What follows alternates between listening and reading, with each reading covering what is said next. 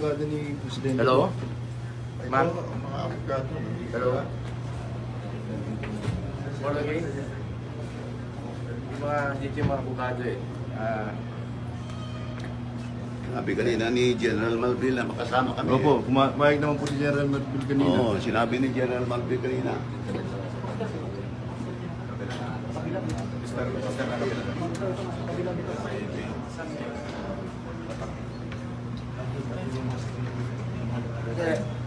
Hindi pwede pumasok. Nandito po kami ngayon, mga abogado, ni dating Pangulong Duterte. At dito rin po yung doktor niya.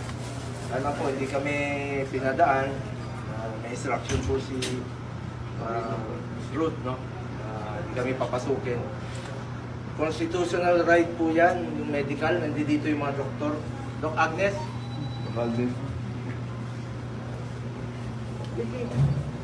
Ito yung mga doktor nila. Schedule for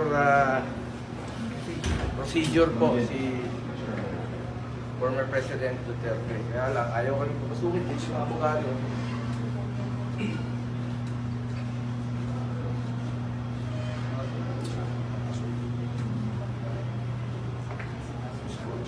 Under instruction incident, make it up record that we are being prevented from proceeding to see the President because the guard is under instruction not to allow us to see him.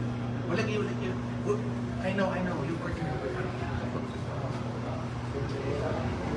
Kanina, sabi ni General Malville, pwede ko samahan eh. Sinabi ni General Malville sa akin, sasamahan ko siya eh. Dito sa Coster. Bakit nag-iba? Bawal po, ma'am? Yung bawal kayo? Ano po na ilak lang po yung pinto. Yun lang po yung tinanggap ng instruction. You are under instruction to prevent anybody from seeing the President. No po. Ang instruction po sa amin ay to secure the door. Close lang po sir. I-close lang po. Kahit ano po yung mangyari, i-close lang po. Mas ka ng mga abogado. Abogado mismo yun. Hindi ko na po dadagdagan sa Tapos mga instruction. Sino ang nagbigay sa inyo instruction? Yung mga... Who is that particular person who gave you instruction? Ha? Authority. Sino authority? Mga security officer dito na nasa yung about po sa sumusunod po.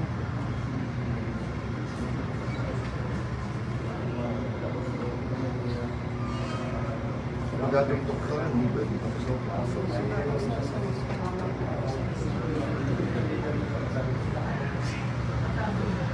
Ibang klase ng review natin, hindi na ito demokrasya.